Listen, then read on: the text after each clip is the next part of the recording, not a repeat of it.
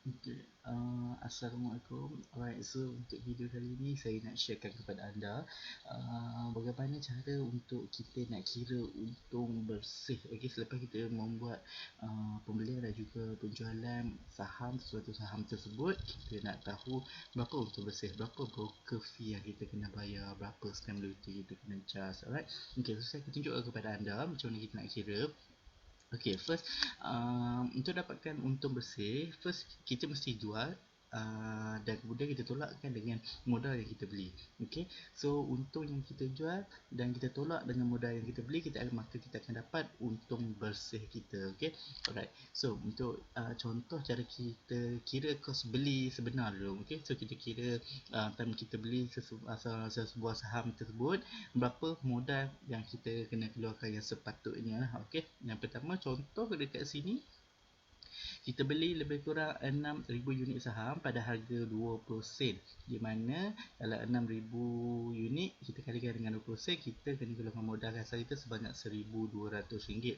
Ini cuba modal kasar, belum tambah lagi dengan cas-cas broker fee, stamp duty, clearance fee dan sebagainya lah.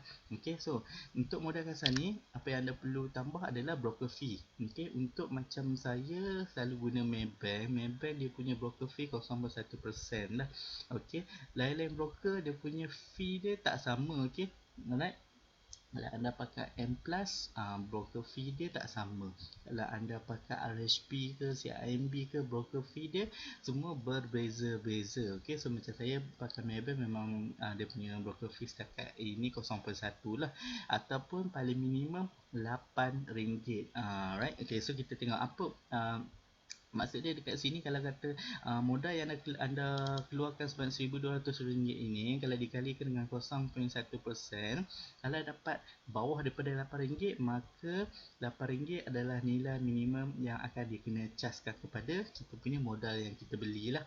Maknanya kita akan ambil RM8. Kalau kata 1,200 kali 0.1 ni dapat harga dia lebih daripada bawah RM8, maka RM8 paling minimum bank akan charge pada kita lah. Okey, itu bahagian bab brokerage fee. Okey, yang kedua apa yang anda perlu tambah lagi adalah clearing fee. Clearing fee ni adalah 0.03%. Anda kena tambah daripada anda punya modal RM1,200 ini. Okey, dan yang ketiga stamp duty. Stamp duty ni akan kita kena tanggung sebanyak RM1 untuk setiap 1,000. Macam dekat sini modal kasar kita sebanyak RM1,200, bermaksud ia jadi dikategorikan sebagai 2,000 lah. 1,000 pertama, 200 ni dia masuk 1,000 kedua. So maksud total dia 2,000. So maksud dia dekat sini RM1 untuk setiap 1,000 dekat modal kita, modal kasar kita ni akan kena charge sebanyak RM2 lah. Sebab tak kisahlah RM1,000 RM1 ke, RM1,000 RM10 ke, ianya akan dikira sebagai 2,000 lah. Okey. Dan yang keempat itu service tax 6%. Okey, so ini antara charge-charge yang anda perlu tambah apabila anda melakukan pembelian saham.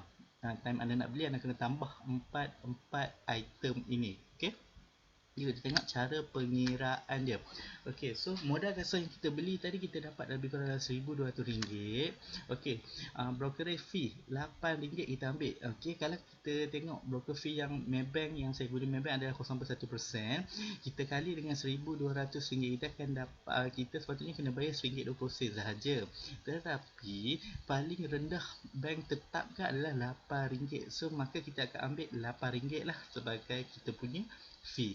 Bank akan charge pada kita jumlah paling rendah RM8. Okey, so kita tak nak lah, kita tak ambil RM1.20, kita akan ambil RM8. Okey, yang kedua clearing fee. Clearing fee adalah 0.03.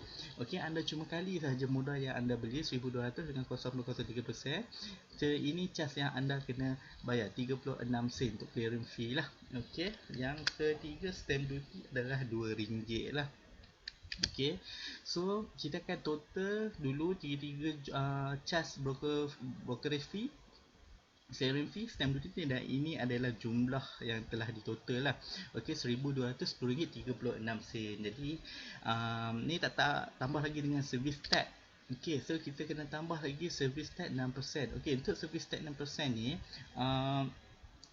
Dia ada skala dia, dia ada cara pengiraan dia. Okey, saya tak apa nak mahir ataupun saya tak berapa pandai sangat bab servis tax cukai kerajaan ni. Jadi anda perlu rujuk pada pakar lah. Rujuk pada mereka yang lebih tahu macam mana cara kira tax yang sebenar. Cara servis tax yang mungkin dia ada skala dia lah.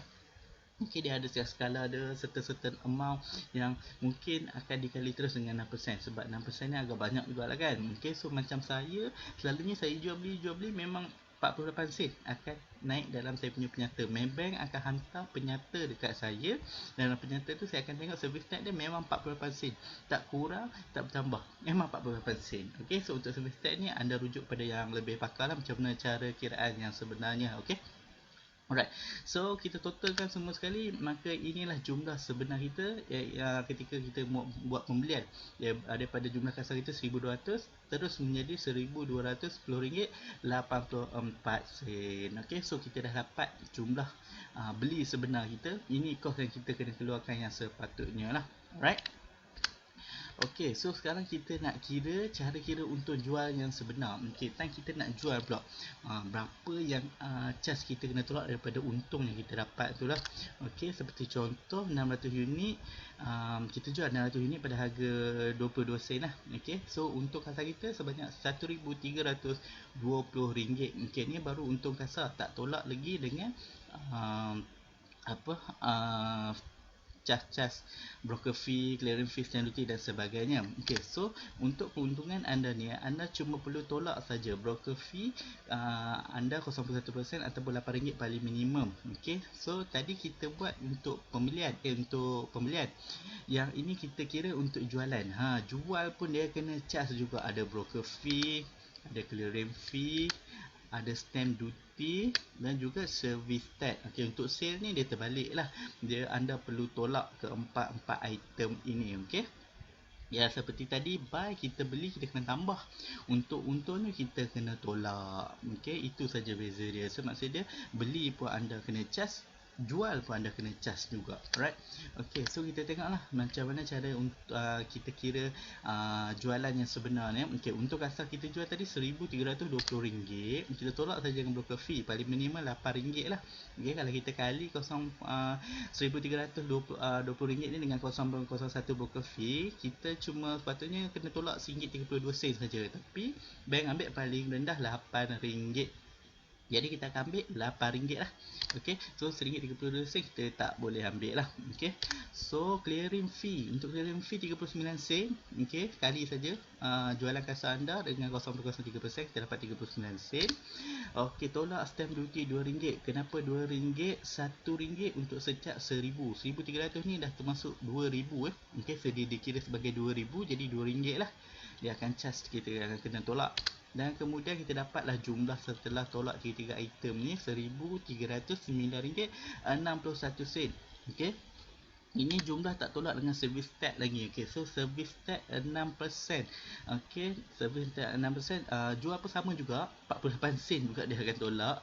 Okey, so rujuk balik kepada skala macam mana cara pengiraan cukai kerajaan 6% ni lah, service tax ni lah. Okey, alright, so dekat sini anda boleh nampak dua kali cukai anda kena bayar. Yang pertama stamp duty, yang kedua service tax. Nampak tak, beli pun kena bayar cukai, jual pun kena bayar cukai, 4 kali cukai anda kena bayar. Nampak tak kita punya sistem sekarang ni macam mana kan? Macam mana sistem pencukaian kita ni, banyak betul cukai kena bayar, kena tolak. Walaupun you nampak kecil, you tak terasa sangat benda, orang kata tak kisah sangat nilai dia kurang, tetapi anda boleh fikir sendirilah. Alright. Okay, so kita akan dapatlah jumlah sebenar kita selepas kita membuat penjualan, iaitu daripada kita jual dapat untung kasar kita RM1,320, tolak semua broker fee, clearance fee, stamp duty, service tax, maka dapatlah kita punya jumlah sebenar selepas jual RM1,309.13. Macam tu cara untuk kita kira. Sama saja, jual beli ni cuma beli anda perlu tambah, jual, anda perlu tolak saja item-item ni semualah. Okey, so untuk dapatkan untung bersih kita berapa sebenarnya? Okey, so senang je, ambil je jual, tolak dengan beli, dapatlah untung bersih. So tadi kita dah kira jualan bersih kita sebanyak RM1,309 13 sen. So kita tolaklah dengan kos beli kita yang sebenar tadi RM1,210.84 Okay, so maka kita akan dapat untung bersih kita sebanyak RM98.29. So dapatlah kita punya untung bersih. Okay, right. So itu cara untuk kita kira untung bersih dalam jual beli saham lah. Alright. Okay, so itu saja perkongsian saya untuk video kali ini. So jangan lupa dapatkan video pembelajaran saham di bahagian description. Belajar macam mana cara teknik kita nak jual beli. Okay, so dan kalau anda suka video ni, jangan lupa like dan share, dan jangan lupa subscribe pada mereka yang baru datang ke channel Saham My Way ni. Alright. Okay, so sekian saja. Assalamualaikum, salam sejahtera.